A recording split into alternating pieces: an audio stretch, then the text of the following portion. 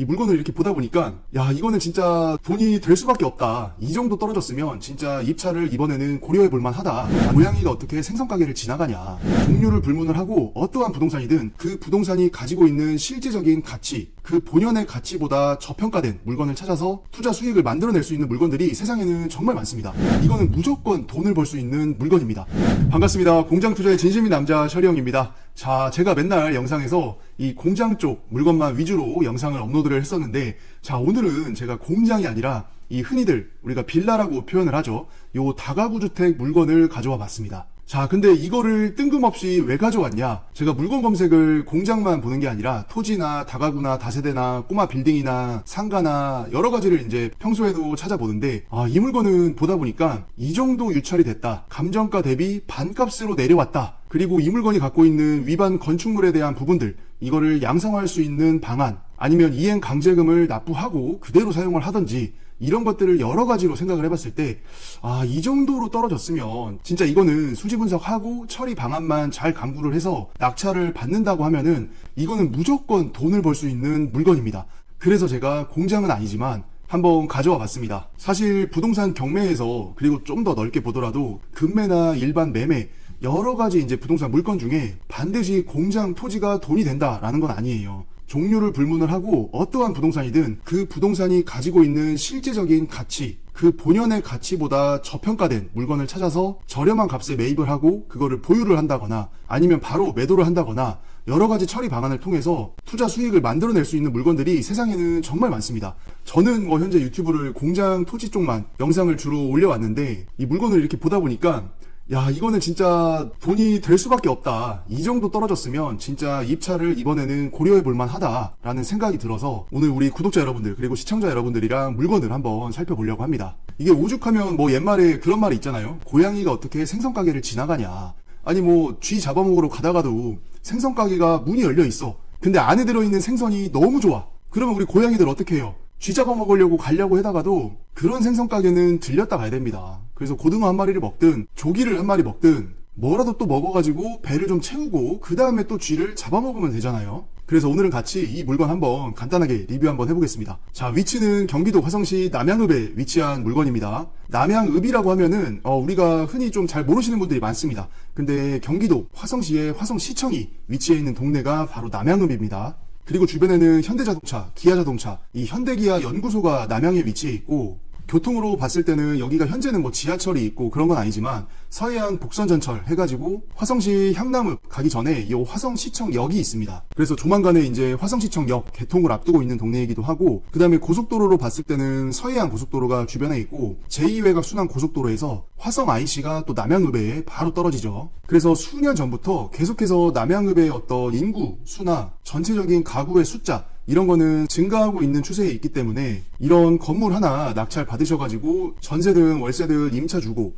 그 다음에 몇 년 동안 보유를 하다가 지가가 또 상승을 하면 그만큼 또 건물 가격이 올라갈 수밖에 없습니다. 이게 우리가 상가 같은 경우에는 사실 그 상가의 가격이 월세에 의해서 그 상가의 가치가 결정이 되는데, 이런 상가주택 그리고 다가구, 다세대 이렇게 땅을 100% 소유를 하고 가져가는 어떤 그런 부동산에서는 이 건물 자체에서 나오는 임대 수익률도 중요하겠지만 어쨌거나 토지 가격, 그 땅의 가격이 상승을 하게 되면 건물 자체에 대한 어떤 그런 매매 가격이 올라갈 수밖에는 없습니다. 이런 부분에 있어서는 제가 맨날 리뷰하고 있는 공장이랑 그 결을 또 같이 한다고 볼 수가 있죠. 또 이런 게 뭐가 있어요? 꼬마 빌딩, 이런 것도 마찬가지죠. 그 꼬마 빌딩에서 나오는 수익률 자체도 물론 의미가 있지만 어쨌거나 그 꼬마 빌딩에 앉아있는 토지 100%를 그 빌딩이 갖고 가기 때문에 토지의 가격이 상승을 하게 되면 어쨌거나 그 건물의 전체적인 매매 가격 자체도 올라갈 수밖에 없는 거죠.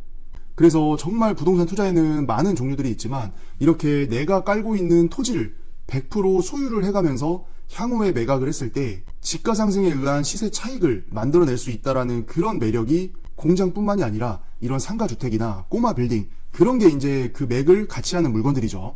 자, 어쨌거나 지금 감정가가 11억 7,700 이 정도인데 지금 3차까지 유찰이 돼가지고 3차 최저 입찰가가 5억 7,700만원 정도입니다. 자, 이 정도 떨어졌으면은 그냥 감정 가격에서 50% 할인해서 지금 시작을 하는 거예요. 우리가 일반 매매로 이런 물건들을 접근을 한다?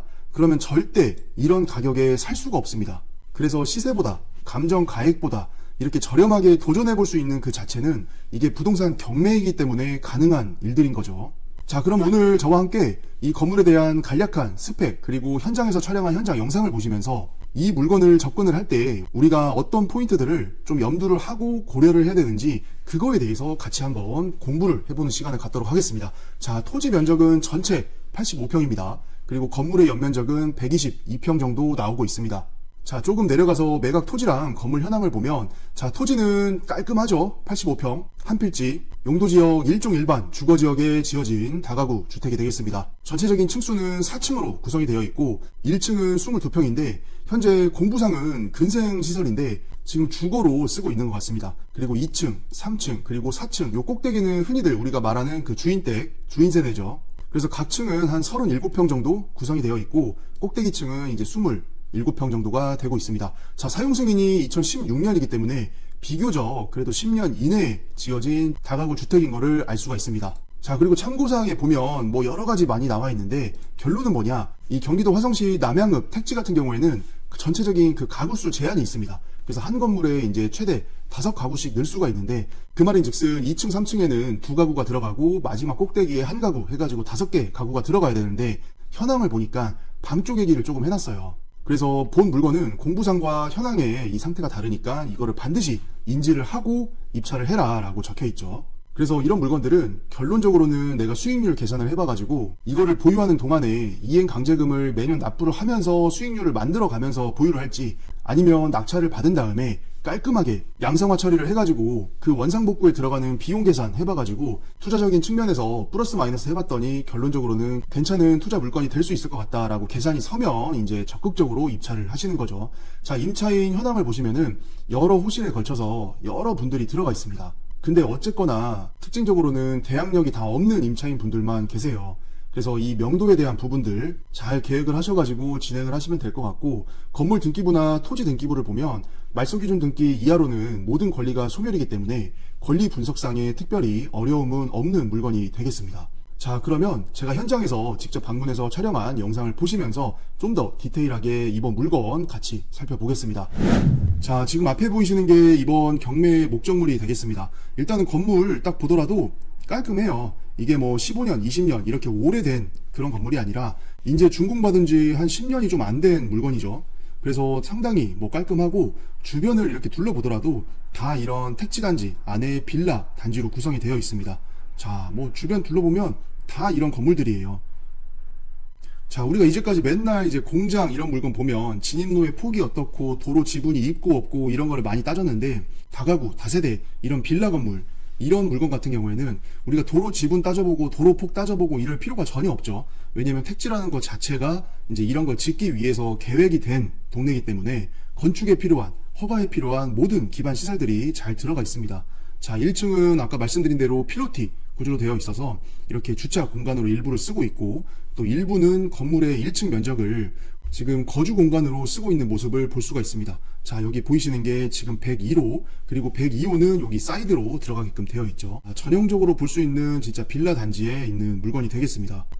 그리고 이 물건 같은 경우에는 주변에 바로 신백중학교라는 중학교가 위치해 있고 좀만 더 가게 되면 초등학교, 고등학교 해서 학교 시설도 주변에 잘 되어 있고 남양 택지에 있는 먹자거리 가게들이 많이 몰려있는 곳과도 거리가 멀지가 않습니다. 그래서 이런 건물 하나 낙찰 받아가지고 내가 소유를 해가면서 나머지 호실은 이제 월세나 전세를 주고 내가 뭐 위층에 거주를 한다거나 이런 식으로 보유를 많이 하시죠. 자, 가스 배관을 보더라도 3층 우, 2층 우, 2층 좌, 3층 좌, 4층 이런 식으로 들어가 있는 걸 볼 수가 있는데 우리가 여기서 뭘 느낄 수가 있습니까? 저 가스 계량기를 보면은 전체적인 가구 수가 나오게 되죠. 근데 실제적으로는 아까 말씀드린 대로 여기가 방 쪼개기가 되어 있기 때문에 이게 실제 들어가 있는 현황상의 가구 수와는 맞지는 않습니다.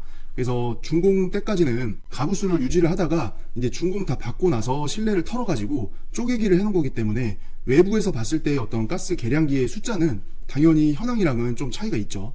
자, 뒷면을 보더라도 그냥 깔끔합니다. 오래된 건물도 아니고. 그리고 우리가 또 한 가지 이런 다가구, 다세대 이런 빌라 건물 아니면은 우리가 꼬마 빌딩 이런 물건들을 경매로 접근을 할 때 생각해 볼 포인트가 뭐냐면 이거를 공사를 할 때 한 8년, 9년, 7년 이 시점의 공사 비용과 지금 우리가 2024년도 지금 시점의 평당 공사비가 정말 많이 차이가 납니다. 그래서 지금 시점에서 이런 식으로 건축물을 건축을 하려고 하면은 이때 당시에 지었던 평당 시공비로는 건축을 할 수가 없어요. 그래서 우리가 24년도부터 또 이런 부동산 경매든 일반 매매든 우리가 생각을 해볼 게 뭐냐면, 과거 몇 년 전에 지었던 이런 완공된 이런 건물을 경매든 금매든 싸게 살 수가 있다라고 하면은, 지금 시점에서는 토지값 올랐죠. 그 다음에 평당 건축비 올랐죠. 그래서 같은 비용으로 이런 스펙의 건축물을 짓기가 상당히 힘듭니다. 근데 만약에 우리가 이런 물건들을 부동산 경매를 통해서 시세보다 많이 저렴하게 취득을 할 수 있다라고 하면은, 우리가 단순히 시세보다 저렴한 부동산을 취득을 한 게 아니라 평당 지금 부르고 있는 건축 비용, 이런 필지 하나를 사는데 들어가는 토지의 비용, 이런 것들을 다 종합적으로 고려를 해봤을 때 전체적으로 진짜 일반 매매에서는 살 수 없는 가격으로 우리가 살 수 있는 기회가 부동산 경매에 있다는 겁니다. 그래서 그런 점들을 좀 생각을 많이 해보셔가지고 부동산 경매를 우리가 24년도에 또 많이 집중적으로 연구를 해봐야 될 해이기도 하죠. 자, 이제 공동 현관문을 열고 들어가 보겠습니다. 자, 일단은 뭐 바닥 상태나 내부의 벽의 상태나 이런 거를 특별히 흠잡을 물건이 없어요. 사실 뭐 10년도 안 된 건물이기 때문에 상당히 깔끔할 수밖에 없죠. 근데 그동안에도 철저하게 관리를 잘 해왔기 때문에 건물의 내부, 외부의 상태, 그 다음에 계단, 복도, 벽면 이런 게 실제로 이렇게 가보더라도 뭐 깨진 데가 거의 하나 찾아보기가 힘들고 상당히 깔끔해요.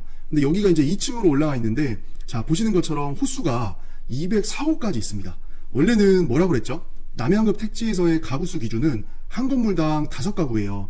그러면 2층에도 2가구가 있어야 되는데 201호, 2호, 3호, 4호 해가지고 4개가 들어가 있습니다. 자, 3층도 어때요? 3층도 마찬가지죠. 자, 이런 식으로 303호, 304호까지 해가지고 4개의 문짝이 달려있는 거를 알 수가 있습니다. 자, 근데 쪼개기를 했기 때문에 이게 설계상이나 아니면 준공 당시보다 가구수가 많아진 거잖아요. 그러니까 이게 문짝의 배치가, 현관문이 서로 이제 1, 2호, 3, 4호 이렇게 서로 열다 보면 문짝이 부딪히게끔 돼 있어요. 근데 이 부분은 이제 쪼개기를 현황에 맞게끔 하다 보니까 문을 넣을 때가 저렇게밖에 안 나오니까 뭐 어쩔 수가 없죠. 자, 4층 같은 경우에는 한 가구가 들어갈 수가 있는데 여기도 마찬가지로 401호 그리고 402호 이거를 매년 부과되는 이행 강제금을 납부를 하면서 보유를 해서 수익을 만들 건지, 아니면 낙찰을 받으신 다음에 명도를 다 하고 건물을 원상복구를 해가지고 1층, 2층, 3층, 4층 각각의 공부상의 목적에 맞게끔 양성화를 해서 그렇게 해서 보유를 하면서 임대 수익률을 가져가고 나중에 매도할 때 시세 차익을 만들 수 있을지, 이런 수지 계산을 좀 정확하게 해고 들어가셔야 됩니다. 자, 옥상으로 한번 나가 보겠습니다. 자, 옥상 같은 경우에는 우리가 이런 건물 볼 때 가장 신경 써야 되는 거는 사실 누수예요, 누수. 그래서 옥상 이 바닥면에 이런 방수 공사가 잘 되어 있는지, 물이 고여 있는 부분은 없는지, 이런 거를 잘 보셔야 되는데, 사실 현실적으로는 우리 같은 비전문가의 눈으로 바닥을 본다 한들 이게 누수가 있는지 없는지는 실제로 여기 4층, 3층, 2층에 거주하고 계시는 분들한테 물어보지 않는 이상은 뭐 디테일하게 알 수는 없죠. 그래도 방수 코팅이 잘 처리가 되어 있다, 공사상에 뭐 누수의 흔적이라던가 뭐 누수 공사 덧대어 놓은 부분이라던가 이런 게 있는지 없는지를 그래도 한번 눈으로 보는 게 또 중요하다고 할 수 있겠습니다. 자, 주변을 보면은 다 비슷한 유의 건물이 있고, 여기 멀리 보이시는 이게 이제 학교입니다. 신백중학교가 몇 년 전에 개교를 해가지고 지금 중학교가 근처에 위치해 있는 거를 알 수가 있죠. 자, 여기는 이제 4층 부분에서 쓸 수 있는 그 테라스의 공간이에요. 근데 실제로 이렇게 보면은 테라스를 적극적으로 뭔가를 잘 활용해서 쓰고 있는 모습은 아닌 것 같았어요. 왜냐면 원래는 우리 로망이 뭐예요? 이렇게 다가구 주택 하나 지어가지고 꼭대기에 내가 거주를 하면서 테라스에서 인조 잔디도 좀 딱 깔아놓고 조명 이쁜 것 좀 설치해놓고 거기에 이제 지인들이나 친구들 불러가지고 한 번씩 이제 고기 파티도 하고, 그 다음에 테라스에 여름에는 그 뭐 인텍스 수영장 뭐 이런 거 있죠. 그거에 물 채워가지고 애들 또 파라솔 딱 해가지고 물놀이도 좀 하고, 그러면 그거 하다가 이제 야 수박 먹어라 이러면서 또 시원한 수박도 하나 먹고, 그러면서 이제 2층 3층 건물 관리하면서 임대료를 받으면서 뭔가 좀 여유있게 건물주의 삶을 살아간다 라는 그런 로망이 다들 있잖아요. 근데 여기는 이제 구조상 이 테라스에 나가서 뭔가를 하게 되면 옆집에서 이제 바로 보이는 높이기 때문에 살짝 가림막을 해놓고 적극적으로 테라스를 쓰고 있는 것 같지는 않았습니다. 자, 어쨌거나 이렇게 건물의 내부 상태를 좀 보니까 계단실이나 복도나 벽면이나 천장이나 이런 걸 봤을 때는 진짜 깔끔해요. 우리가 15년, 20년, 25년 이렇게 된 빌라 건물들을 가보게 되면 안에 들어갈 때부터 그냥 뭔가 그 건물에 대한 노후도, 청결도, 상태 이런 것들이 정말 엉망인 물건들이 많은데, 이거는 뭐 중국 난 지 10년이 안 됐으니까 당연히 깨끗할 수밖에 없죠. 자, 그리고 여기가 어쨌거나 이게 공부상보다는 가구 수가 많기 때문에 그 말인즉슨 임차인 분들의 숫자가 더 껴있다는 얘기겠죠. 그러면 이분들은 대항력이 지금 없는 상태이기 때문에 어쨌거나 낙찰자 입장에서는 명도를 하셔야 되는데, 항상 우리가 명도할 때도 지켜야 될 선이 있고, 낙찰자든 입찰자든 서로가 서로한테 뭐 해서는 안 되는 그런 뭐 한계점이 있죠. 그래서 그런 것들을 항상 좀 생각을 하시고, 사람과 사람이 풀어나가는 일들이기 때문에 해결책을 서로 찾아주고 제시를 해주고, 이 합리적인 그런 협의 과정을 통해서 우리가 명도를 해야 되지, 임차인이 대항력이 없다고 막무가내식으로 강압적으로 명도하시고 그러면은 사실 그거는 이런 경매를 하는 사람 입장에서도 올바른 어떤 그런 건 아니죠. 그래서 우리가 부동산 경매를 하는 것도 좋지만 어쨌거나 여기에는 대항력 없는 임차인 분들, 그리고 불법적인 방조개기가 이루어진 부분들, 그렇게 해서 낙찰자가 풀어나가야 될 어떤 숙제들이 또 껴있는 물건이기 때문에 무조건 돈을 벌 수밖에 없는 물건 같습니다. 자, 네이버 부동산에 나와 있는 매물을 한번 대략적으로 살펴보겠습니다. 여기 단독 다각으로 체크하시고, 거래 방식은 매매로 한번 찾아보고, 사용 승인일은 한 10년 이내로 물건을 한번 보겠습니다. 요거 매매가 20억짜리 한번 보겠습니다. 자, 사용 승인이 21년이니까 정말 새 거죠. 새 거고, 대지 면적이 144평, 그리고 연면적이 200평이 좀 넘는 물건이고, 평당 지금 1,400만원 정도에 나와 있습니다. 자, 이렇게 보면 1층에 상가 3개가 들어가 있고, 2층, 3층에 가구 2가구씩, 4층에 주인세대라고 해가지고 3룸 1개가 들어가 있습니다. 자, 요게 이제 평당 1,400만원 정도. 자, 그리고 다른 물건도 한번 볼까요? 자, 요거 한번 봅시다. 요거는 기입을 할 때 대지평수나 연면적이나 이런 거를 좀 제대로 기입을 안 하셨네요. 이거 계산 한번 해볼까요? 자, 아까 그 물건이 어디에 있었냐? 저기 어린이 공원 있고 CU 있고, 자, 이 건물 같습니다. 자, 지금 이 물건인데 대지 면적이 60평, 그리고 연면적이 90평 정도 되는 5가구가 들어가 있는 물건입니다. 자, 그럼 이거 60평이니까 한번 평당가 한번 구해보겠습니다. 자, 매매가가 지금 9억 5천, 그리고 대지 면적이 60평이었죠. 자, 1,583만원, 한 1,600만원 좀 안 되는 가격에 지금 매물이 올라와 있습니다. 자, 그리고 다른 매물들도 한번 살펴볼까요? 이것도 지금 매매 가격이 15억인데 평당 1,683만원. 아까 거랑 평당가가 거의 똑같네요. 자, 그리고 여기에 있는 거, 길가에 있는 거 이거 한번 볼까요? 자, 이거는 12억 5천만원인데 평당 1,700만원 정도에 올라와 있습니다. 자, 근데 이거는 지금 7세대죠, 7세대. 우리 경매 목적물인 건물은 지금 5가구가 들어갈 수 있는 건데, 얘는 7가구가 들어가 있는 걸 보니까 평당가 거의 1,700인데, 요거는 허용 가능한 가구 수가 좀 다르기 때문에 수익률도 당연히 달라질 거고, 그거에 맞춰서 이제 길가니까 좀 더 비싸게 내놨을 수도 있죠. 자, 그래서 요거는 우리가 시세 조사에서 조금 빼겠습니다. 자, 전체적으로 이렇게 보면은 매물이 그렇게 많이 나와 있는 게 없네요. 10년 이내로 봤을 때는. 자, 그러면 전체적으로 평당 1,300~1,400에서 한 1,600 정도 그 사이에 매물들이 주로 나오고 있다라고 보시면 되겠습니다. 자, 그럼 우리 아까 경매 물건 토지가 몇 평이었죠? 자, 토지를 보면은 지금 84평입니다. 그러면은 다시 한번 계산해 보겠습니다. 84평 곱하기 1,600만원 하면은 13억 4천 정도 나오네요. 자, 이렇게 하는 거는 단순히 토지 면적으로 한번 평당가 구해가지고 비교를 해보는 거니까, 이거를 디테일하게 시세 조사를 하고 싶은 분들 같은 경우에는 전체적인 가구 숫자, 그 다음에 여기에 전월세 세팅할 수 있는 가격, 이런 것들을 종합적으로 고려를 해가지고 내가 월에 현금 흐름을 어느 정도 만들 수 있는지 수익률도 따져보셔야 되고, 지금 제가 이제 했던 방법은 평당 얼마 정도에 나와 있는지 토지 평수를 기반으로 평당가를 따져본 거기 때문에, 이렇게 계산을 해보는 방식에 더해가지고 이 남양읍 택지에서 방 개수가 몇 개일 때 전세가 얼마인지, 그리고 월세가 얼마인지, 이거를 종합적으로 계산하셔가지고 이 건물에서 나오는 전월세에 대한 수익, 이거를 수익률로 계산을 하신 다음에 수익률 몇 프로로 했을 때 이 건물이 얼마다 비교하셔가지고 이 건물의 가치를 잘 산정을 하셔야 됩니다. 근데 아까 영상 초반에서도 제가 말씀드렸다시피 이렇게 계산하나 저렇게 계산하나 이게 감정가 11억 7,800인데 지금 3차까지 유찰이 돼서 5억 7,700 정도의 최저가로 시작을 한다 라고 했을 때는, 이거는 양성화 비용 따져보시고 이행 강제금 따져보시고 이렇게 계산을 해봐도 무조건 시세보다는 저렴하게 취득을 할 수밖에 없습니다. 자, 그렇게 되면은 결론적으로는 뭐다? 무조건 돈을 버는 물건이다. 아, 진짜 이 정도 떨어졌으면은 무조건 들어가셔야 됩니다. 자, 그리고 마지막으로 한 가지 우리가 항상 걱정하는 게 뭐예요? 위반 건축물 딱지가 붙은 경우에는 은행권에서 대출을 좀 몸을 사리는 경우가 많습니다. 그래서 우리가 흔히 접하는 말로 위반 건축물은 대출받기가 힘들다라고 알고 있는데, 제가 항상 드리는 말씀 중에 하나가 뭐가 있었죠? 이 세상 일은 다 사람이 하는 거예요, 사람이. 그래서 내가 입찰하기 전에 이 부분을 어떻게 양성화를 할 거고, 견적이 업체를 통해서 봤더니 철거 비용이 얼마, 원상 복구 시공하는데 공사비가 얼마, 그 다음에 이 지역의 전월세 시세를 봤더니 이거를 양성화해서 전월세를 주고 했을 때 수익률이 얼마. 그러면 은행 너희들이 봤을 때 전체적인 이 정도의 비용을 들이고 양성화를 해서 정상적으로 전월세를 줬을 때 이 정도의 수익률이 나오기 때문에, 그리고 대출을 실행하려고 하는 차주의 어떤 경제적인 능력, 이런 것들을 종합적으로 어필을 해서 충분히 대출을 해줘도 내가 안정적으로 월에 나가는 이자를 상환할 수가 있다. 그런 계획을 은행권에 어필하는 것도 중요합니다. 그런 식으로 하는 경우에는 대출을 예상 외로 위반 건축물임에도 불구하고 잘 받을 수 있는 사례들이 많이 있기 때문에 그런 거를 참고하셔가지고 대출에 대한 부분도 준비를 하시면 되겠습니다.